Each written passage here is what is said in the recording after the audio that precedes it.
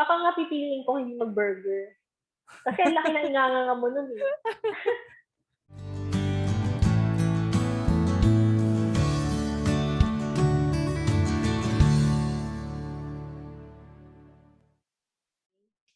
Oo, yun nga. Like, first date, di ba? Ano ba yung mga... Napaisip lang ako, like, yung mga do's and don'ts. Kasi feeling ko yung do's and don'ts parang subjective din yun eh. Parang Oo. Nakikurious ako kung ano yung sa'yo. Yung do's and don'ts mo. Well, definitely don't be late. I think it goes for everyone. Siguro naman lahat ng tao would say na parang, sana naman, wag malate yung date mo sa kauna-unahang date niyo, di ba? Oo nga naman. At saka feeling ko, kung malilate ka man, magsabi ka. Oo. Hindi Mag-update ka ka. ng status. Oo. Mm-mm. Ng Na ETA halimbawa, mo. na traffic. Oo, na traffic Oo. ka sa ganito. Oo. Para alam naman nung naghihintay sa'yo kung mga mga 2 hours pa ba? Or mga Oo. 15 minutes na lang, mga ganun. Oo. Hindi, pero na-experience ko rin yun, yung Yun. na-late. Hindi ko pa nga siya kilala. As in, first Well, meeting. na-experience ko rin naman. Na-experience ko rin naman yung na-late ng konti. Gaano Na-late ng katagal? konti. Pero hindi mga 30 minutes. Pero hindi first meeting. Ah, So, yung siguro akin, medyo mas parang forgivable, na hindi naman first meeting and then medyo ran a little late. Pero ibang level kasi yung first time mo ini-meet and then nag-antay ka ng isang oras. yes. Hindi joke yun. Yes. Bakit daw siya late?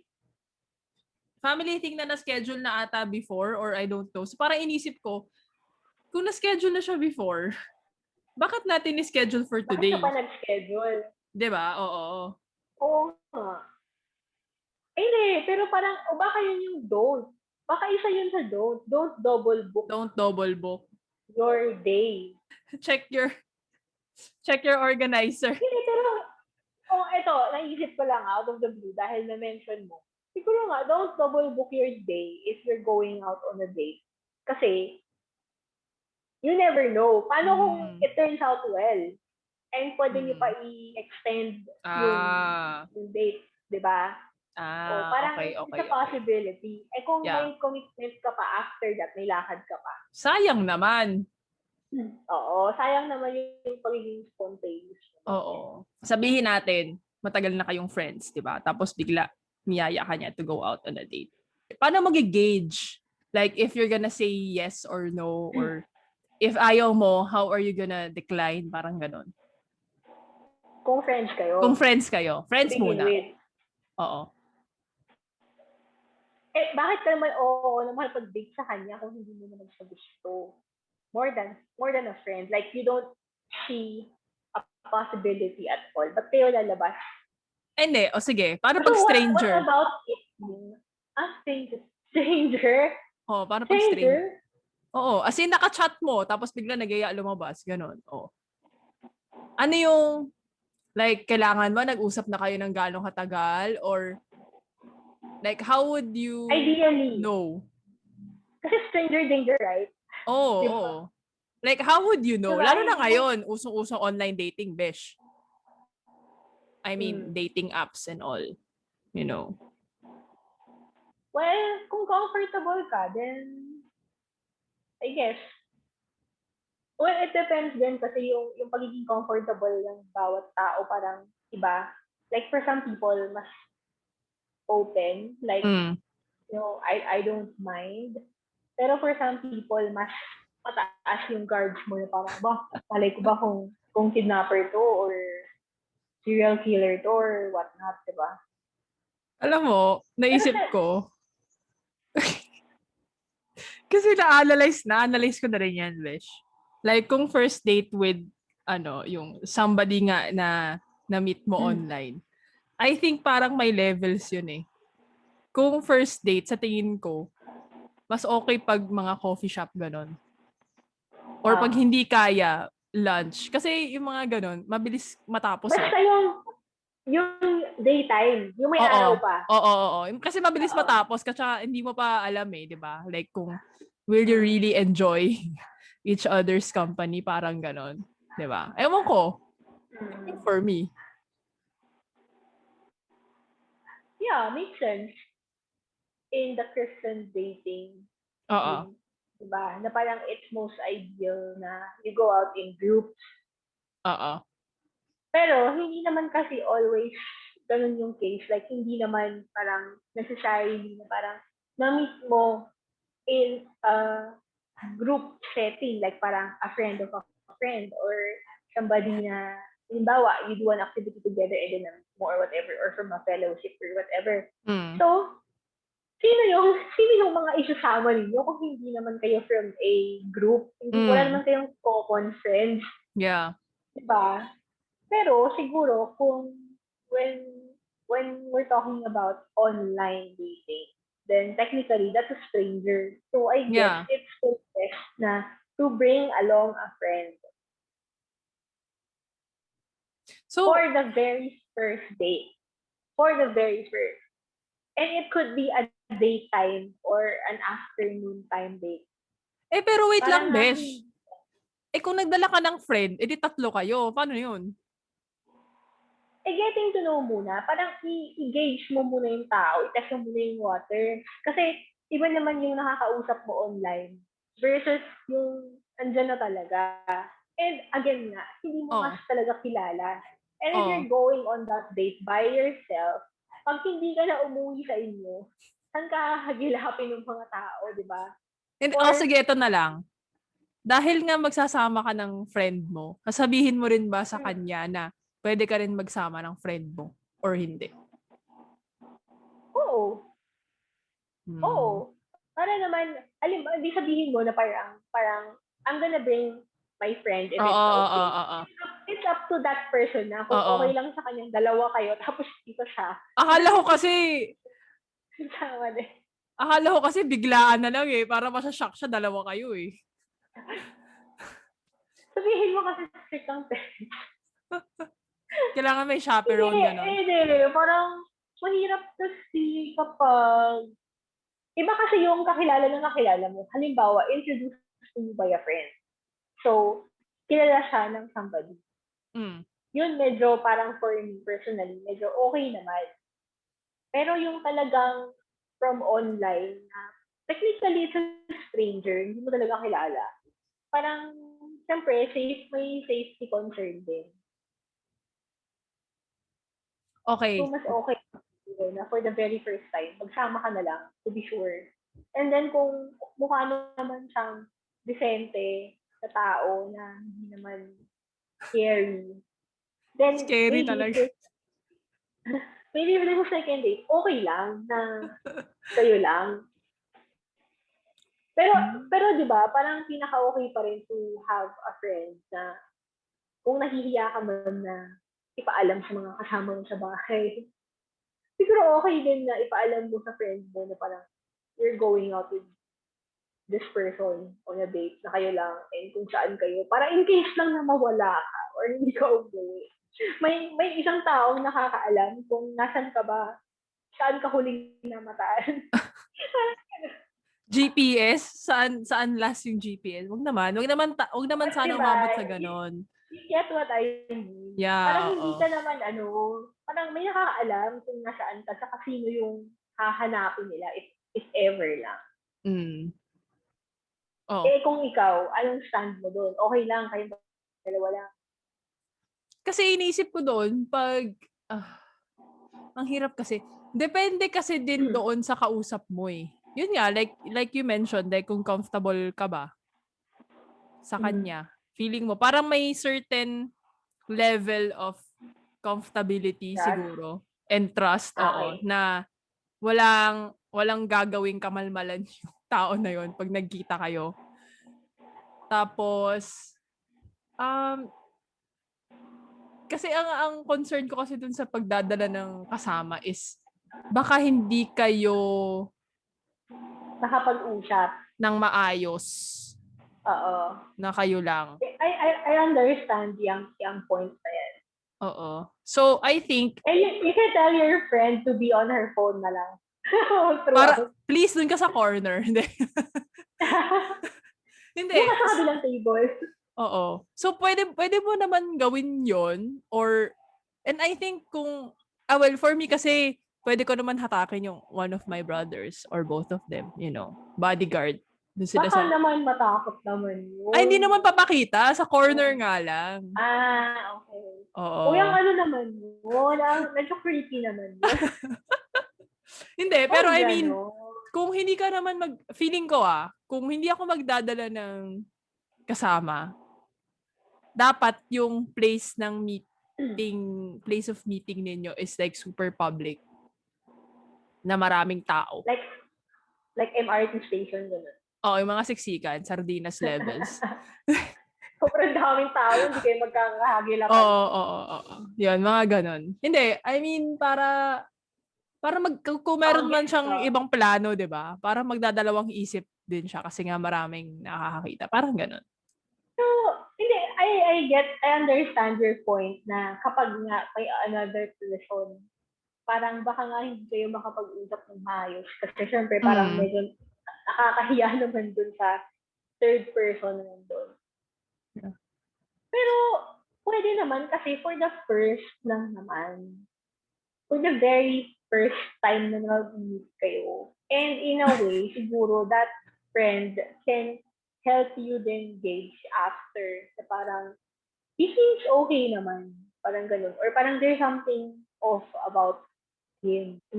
Dahil nira-run through naman natin itong first date na to. Di ba, nag-start tayo sa paano ka magsasay yes? How would you, lalo na kung stranger nga yung imimit mo. And then, napunta na tayo doon sa hahanap ka nga ng kasama to go with you. Oo. O sabihin natin nandyan na kayo, nagda-date na kayo. Ano yung mga do's and don'ts? Like, during the date for you? Don't text. Don't be on your phone like multiple times. Yun, nakaka-off yun. Pet kasi peeve parang yun. yung attention niya wala sa'yo, di ba? Oo. Ayoko kasi ayoko na yung kinakausap mo parang wala doon. Oo. Parang mentally somewhere else yun. Isa yun sa pet peeves ko. Kasi, even if friend lang. Ikaw yung kausap ko. Oo. Or a kahit friend, na friends. or a family member. Oo. Kasi it makes you feel like you're not interesting enough. Parang he's not really there to, he or she is not really there to enjoy yung presence mo. True. And it's rude. As simple as that. Hindi talaga siya okay. Ako may naisip ako. Unless. Unless? May unless ako eh. Bakit may unless? Unless. Napaisip nga ako. Mag-unless sana ako. Tapos naisip ko, may unless na ba? Naisip ko, unless it's an emergency. Or unless he is asking for your number. Joke. Hindi. Wow. Okay. Hindi. Okay. Ako may naisip ako. Yeah. Naisip ko kasi isa sa mga don'ts is don't talk about yourself too much. Diba? You need to ask questions. Kasi after all, it's a first date. Right? Ano bang purpose ng first date, diba? Pero huwag naman yung mga personal masyado na questions. Don't parang, be comfortable, pero don't overshare. Yeah, oo. Kasi there's a fine line, I guess, between being comfortable with the person. Yeah. Versus oversharing. Given that that's the first time that you're meeting this person. Okay lang naman mag-share later on. Pero for the very first time that you're meeting each other in person, I guess, be comfortable, pero wag naman yung TMI. Tama. Kasi diba may mga ibang tao na parang sobra silang conscious on the way they eat. Or or on what they order, lalo na pag first date. Kasi pag if you ordered something na messy, like sabihin natin pasta or what, na may chance na, Or burger. oo, di ba? Parang, kasi yung mga iba iniisipan nila yun na parang, ay, ayoko ng ganun kasi messy. Or makikita niya kumain ako ng ganun, di ba? Ikaw ba, ganun ka ba? Parang ganun ka ba Kasi, ka-conscious? hindi naman sobra. Pero siguro, baka nga pipiliin ko hindi mag-burger. Kasi ang laki ng inganganga mo nun eh. Medyo, di ba? Medyo nakakahiya naman eh. May knife naman daw, besh. Depende nga. Dapat medyo familiar ka na kung gaano ba kalaki yung serving dito sa restaurant na to, di ba? Chili's. Big Mouth Burgers ba to? O mga tiny burgers lang. Pero in a way, I guess, partly, you would consider din naman somehow, pero not to the extent na parang sobra-sobra mo siyang binibigil. What if gusto nung the other person doon? Tapos iniisip mo lang for that very aspect na makalat kasi or kailangan mong gumanga ng malaki. Ganun. Hindi naman siguro. Parang okay lang kung doon niya gusto. Yeah. Ako Don't to be boring. Ay, parang mahirap din yun kasi don't be indifferent. Oo. Kasi yung boring mahirap kasi parang subjective din yun Paano kung para sa'yo hindi ka boring? Tapos para sa kanya boring ka pala, di ba? Paano yun pagka ganun? Sorry na lang. Sorry naman. Ano pa kaya? Ikaw lang pala yung nag-enjoy. Oo nga, ikaw lang pala. Assuming na naman no? Ano pa ba mga do's and don'ts? Ako, hindi ako masyadong affected dito. Itong naisip ko. Pero I think some women might. Yung don't comment about their weight or age. Kasi may mga ibang tao sensitive I mean, ako hindi. In what way? I mean, how would the conversation go na that would lead you to be commenting on?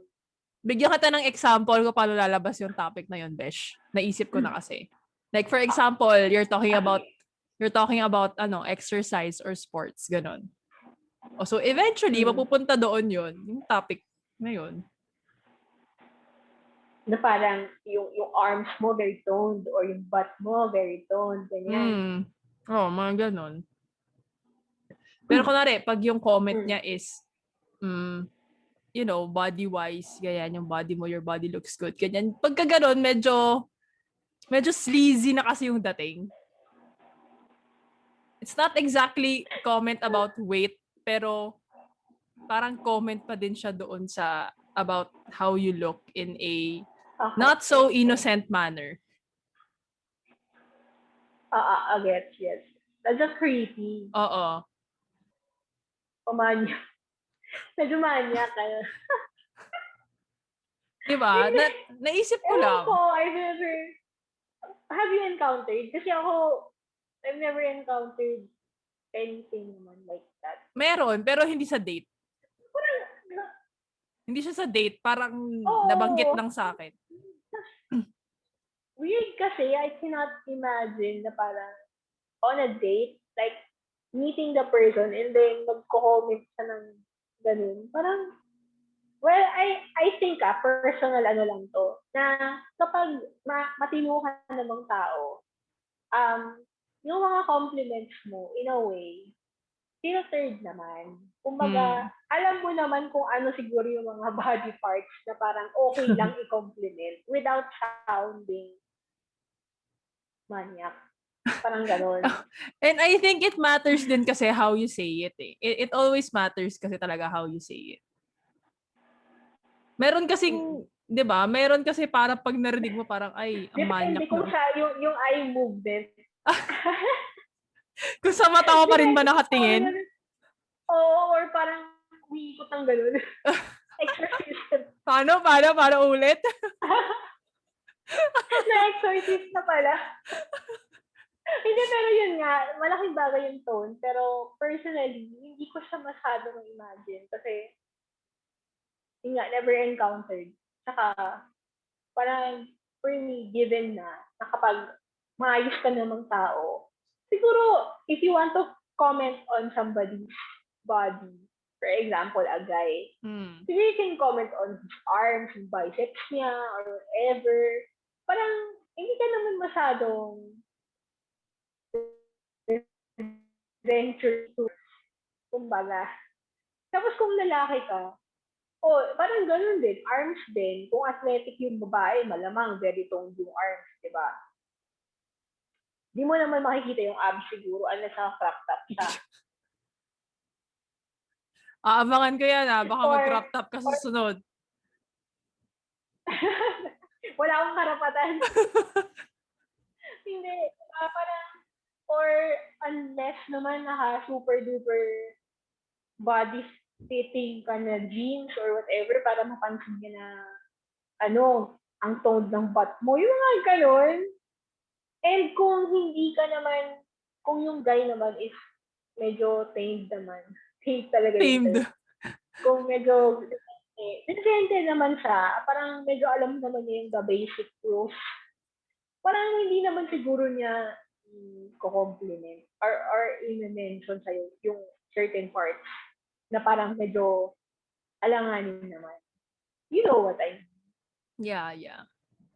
Ako feeling ko, if you're a guy and you want to compliment yung a woman's body nga, or yung body ng kadate mo, feeling ko, mas maganda, wag ka na magbanggit ng body part. Pwede mo naman sabihin na parang, oh, do you exercise? Ganon. Parang sinasabi mo na in another way na maganda yung katawan niya without actually saying na maganda yung katawan niya.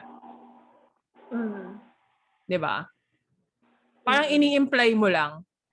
Depende sa tao. Baka kasi hindi niya maisip yung the proper way of saying it at that time. Buti na lang Kumbaga overthinkers tayo. masyado siya naging literal.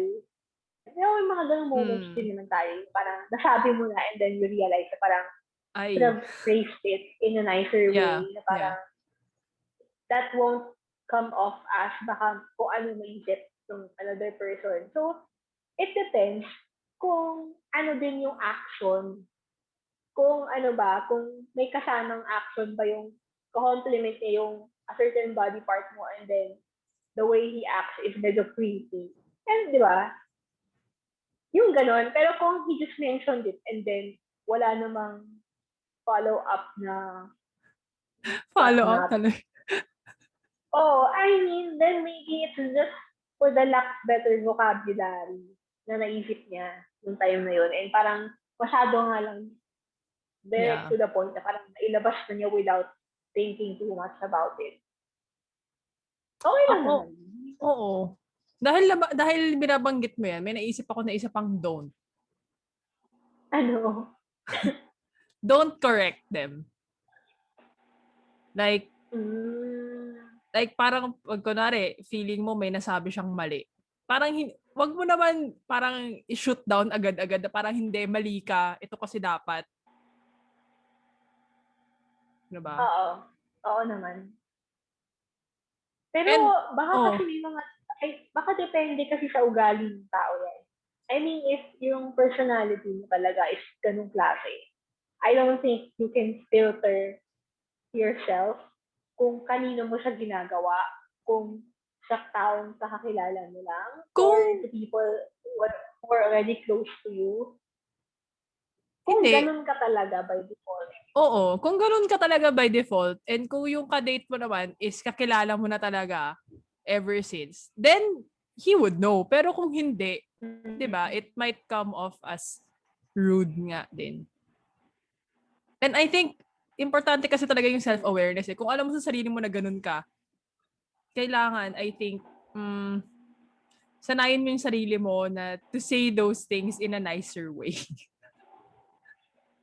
Parang wag masyadong... But what if you're not aware?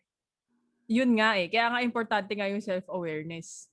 Mahirap yun kasi... Naturally pang ganun eh. Hindi mo na iisip na parang ang pangit pala pakinggan. Yeah. Actually, mahirap yon kasi sabihin natin tapos na kayo sa first date nyo. Tapos, ikaw nga, hindi ka nga aware na you came off as rude. So, you can't even apologize kasi ka, you don't think that you did something Hindi mo wrong. alam. Oo. So, paano yun? Well, I Siguro, guess it's up to your date to bring it up na parang, I feel like ganito. Na parang, or, you're shutting down yung lahat ng sinasabi ko or kino-contradict mo. And it's up to the person. It depends na talaga. Kasi kung hindi talaga siya, hindi talaga siya. I think masisense mo naman na talaga kung ano eh. Like, for example, kung binanggit niya or hindi niya binanggit, kung hindi ka na talaga niya kinausap after that, then alam mo na may nangyari. I guess yun na nga, if there's two way naman to approach that kind of situation. Kasi di ba, parang kapag rude siya, and then after that first date, parang hindi mo naman, parang what you didn't get anything out of that date na would want you to see that person again. Then I don't think you're gonna make the effort pa to make this person know na parang they come off very rude when they do this or do that. Kumbaga, hindi ka na mag-e-effort. Pero wala na akong maisip. May naisip ka pa ba na do's and don'ts? Ay, sige. Ito yung isang topic, isang question lagi. Who should pay on the first date? Kung sa akin lang, go Dutch. Okay. Kasi feeling ko, unfair din naman pag people always assume that it's the guy who should pay. Just because they're the guy. At saka first naman yun eh, di ba? First date yun eh. So, I think, mas okay naman mag-go Dutch. It's not like hindi ko naman afford pakainin sarili ko. Hindi ko naman... it's more of, kung may second date man, yun. Tapos kung siya yung nagyaya, then, sige, kung gusto mo magbayad, ikaw, ganun. Pero hindi naman ako... Baliktad tayo. Ako naman, yun nga, yung first date, for me, ideally, is if yung guy yung nag-initiate na parang, if you can go out, parang, hindi naman sa I expect, pero it would be nice. For me, it would be a nice gesture na he covers for that first date. And then, if you decide to go out again, then, as the girl, para sa akin, offer to split. Since parang yung second time is parang it's a mutual agreement naman on your end din na parang you are willingly want to go out naman again. So, di ba? Why not split the bill? May naisip ako question. Tawag-tawa ako. May naisip ako question for you. For me talaga. Bakit? Okay, wait lang. Has it ever happened to you na hindi nag-offer magbayad yung guy? As in, you ended up, paying? Paying? Oo. Hindi pa. Medyo weird. For me, yung tanong mo, parang medyo weird yung pag nangyari yun. Parang, well, I don't mind naman if kailangan ko magbayad, di ba? Kasi hindi naman ako lalabas ng wala akong dalang pera. But the situation itself, siguro, medyo, siguro parang deep inside ko papaisip ako na parang, ano nangyayari? Yeah. Parang, nangyari na ba sa'yo yun? Hindi. Hindi naman. Pero may kilala kasi ako na I'm not sure kung first date yon. Oo, hindi ko sure kung first date ba yon. Basta, yung guy, hindi nandun sila sa restaurant. Tapos yung guy,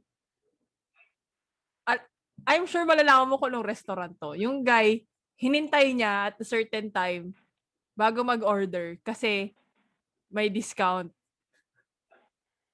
Okay. So dumating sila na medyo earlier than yung time nga na dapat na may discount na. So, sinabi niya dun sa girl na wag muna tayo mag-order kasi May discount. Parang Kasi ilang hindi minutes pa na lang discounted. hintayin natin, oo, mag-discount na. Eh, syempre, gutom na gutom na yung girl. So, sabi na lang niya, wag na, ako na mag-order, ako na magbabayad, gutom na ako. Oh my gosh. Pag gutom ka na talaga, Oo. most likely talaga, sabihin mo na parang okay lang, huwag natin hintayin. I'll pay. Oo. Nakakatawa. Diba? So, it happens talaga. May mga ganun talagang instances. Pero pag na-experience mo yun, how would you think you would react? Kasi, alam mo naman ako, kung gutom ako, Depende on the hunger level. oo. Kung gutom na talaga ako, eh wala na akong pake. Mag-order na ako, bahala na siya. Paano pag yung ka-date mo, sobrang bilis kumain? Para ano? Ewan Para ko, saan? Bakit? either nervous siya or gusto na lang niyang to get it over with. For me, pag nangyari sa akin yun, feeling ko gano'n yung iisipin ko. Parang, gusto na niyang umalis. Gusto na niyang matapos Ah. agad-agad. O hindi mo malay mo, he wants to talk. Kasi parang, di ba, Pwede don't din. talk when your mouth is full. Yeah. Pwede din. Pwede din naman. Para tapos na. Para tapos na yung pagkain, pwede ka nang magkwento. Pwede na kayong magkwentuhan. Kesa Napunta naman, masyado sa nega yung utak ko eh. ito naman, True, shadow. true, true. Shadow naman eh.